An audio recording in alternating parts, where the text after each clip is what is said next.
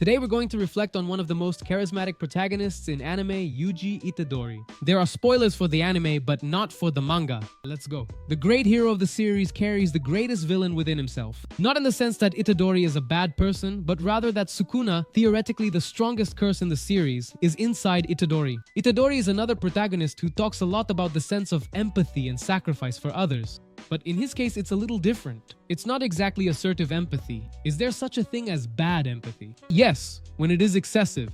The empathy fatigue syndrome, a term coined by psychologist Charles Fegley, is exactly when someone experiences emotional exhaustion precisely because of too much empathy, which can sometimes lead to feelings of self-blame, for always feeling bad when they can't help someone, for example, to the point of becoming worn out. And that's what could be happening with today's character, which, by the way, is something Nanami is pretending, right? As I mentioned in his video. Okay, but let's think about his context. Look at this. Itadori has to collect all of Sukuna's parts, and once Sukuna is complete, Itadori will end up being sacrificed because he'll die along with Sukuna. And during that time, Itadori is going to try to save as many people as possible so that, in the end, he can be sacrificed. But it wasn't always like this. At first, Itadori was someone who didn't have any powers at all, but he does have a lot of qualities of an athlete. Strength, speed, he's almost like a superhuman, kind of like Captain America. And on top of all that, he's really good with social skills. The guy just makes friends really easily. And just like Satoru Gojo, he's extremely extroverted, meaning the opposite of introverted. Itadori can talk to anyone, invite them out, no matter how long he's known that person. For him, it doesn't matter. Junpei's mom, whom he had just met, invites him over for lunch at her house and he just accepts. Man, when I went to a friend's house and I was hungry, I pretended I wasn't. I'd say I didn't eat much, didn't want seconds, even though I did. Nobara says something interesting about him. Itadori is the kind of person who brings his own chair and sits down. You know that person who comes into your life and before you know it, you're already friends with them? Well, that's Itadori. Many studies suggest that extroverted people are happier, more active, and assertive, while introverted people are described as calmer, more passive, and less sociable. One hypothesis for this is that extroverted tendencies, like showing a lot of energy and communicating very well, as is the case with Yuji, these characteristics are highly valued in many societies, and what many studies suggest is that extroverted people are happy because they live in cultures that reward their behavior. Just think about it quickly. At first glance, it seems like Gojo and Itadori are happier than Nanami and Megumi, for example. But the thing with Itadori is a little, or maybe a lot, deeper than that, isn't it? Because as he defines himself, he is someone who is alone. He describes himself as a lone wolf, someone who doesn't open up much, and despite speaking well and making many friends, he shares very little about himself. So much so that we don't know anything about his past. Even Megumi has already had a flashback shown, but not him. But two events happen in his life that are extremely impactful. In fact, it would be impactful for anyone. The loss of a loved one and a drastic change in one's own essence. Itadori loses his grandfather. As he himself says, it was as if he were a father to him. The death of someone leaves a mark on us, and depending on the person, it can leave a deep one. And depending on how it happens, it can change your perspective for a long time. For Itadori, his grandfather's death also meant a lack of purpose. And with those last words from his grandfather, he tries to create a new meaning for his life. His grandfather had died sad because there was no one by his side. He kind of died alone. And he warns Itadori about this. Grief is a common experience in the lives of many young people. A study showed that about 92% of young people are affected by significant grief by the age of 16. Significant grief is classified as a close loss, ranging from the death of a pet, which is usually a child's first contact with death, to the loss of a parental figure. But for him, all of this happens quickly. Both the loss of his grandfather and discovering a new world, the world of sorcerers, where he gains a new perspective on what reality is. Because in a way, ordinary people in the anime don't really know the truth about the world. He literally leaves the not showing that you're suffering.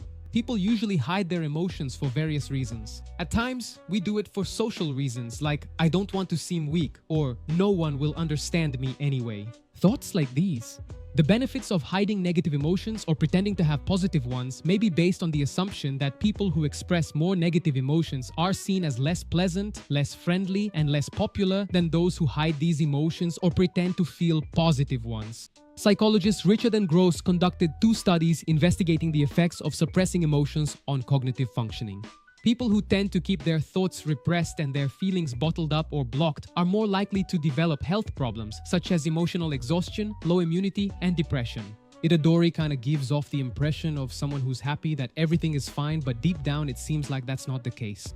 He asks Gojo if a lot of people disappear because of the curses, and he ends up finding out that it's even worse, that people die horrible deaths because of them. And for him, that gives even more meaning to his purpose.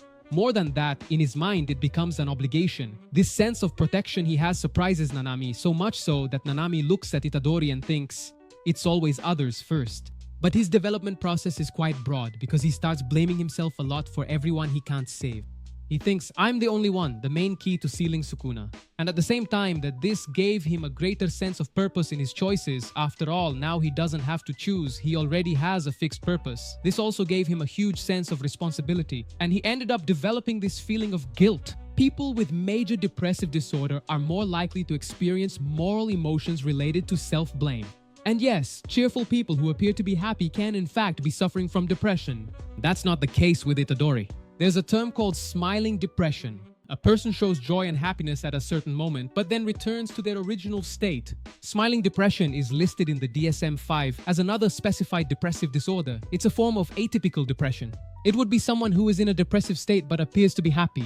They hide distressing symptoms like intense self-deprecation, low self-esteem, and hopelessness, which aren't noticed socially. In the saddest moment of this first part of the anime, Itadori confronts his lack of omnipotence since he fails to give someone a dignified death. And that person was someone close to him. Junpei was someone he had just met, which doesn't mean much to Itadori, and I believe that was one of Itadori's most honest moments. Mahito is precisely the personification of someone who doesn't care at all about Itadori's concept of a good death. And on top of that, there's Sukuna's presence inside him, also laughing at that situation along with Mahito. The next words that spilled from my lips came from so deep within my gut that they almost made everything I've ever said seem like a lie. Itadori says this line and I found it magical because it perfectly expresses the feelings Itadori had inside him, the ones he was hiding.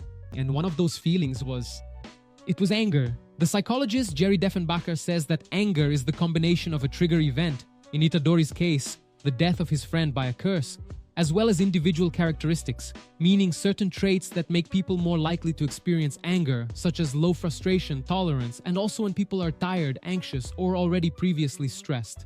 And the last factor is cognitive appraisal. We get angry when we judge a situation as guilty, unjustified, or punishable. And all of this led Itadori to act and enter a state of rage. It's interesting because Itadori learns from Megumi that he has to prioritize who he is going to save. Then he learns from Gojo that strength would give him the autonomy to save more people. And then later he learns from Nanami that there are some things he can't control and that he won't be able to save everyone. And that there are things that are simply beyond his control. And when Itadori realizes this, Nanami says that now he had become a Jujutsu sorcerer. Itadori is one of the protagonists who really left a mark on me because I've lost people who seemed cheerful on the outside, but suffered a lot on the inside. And in a way, I ended up seeing those people in Itadori. Helping others is something incredible, fundamental. Empathy is something amazing. But think about yourself first. If you're feeling this way, seek help. After all, you're not obligated to set yourself on fire to keep others warm. Like, subscribe and share. This is just the beginning.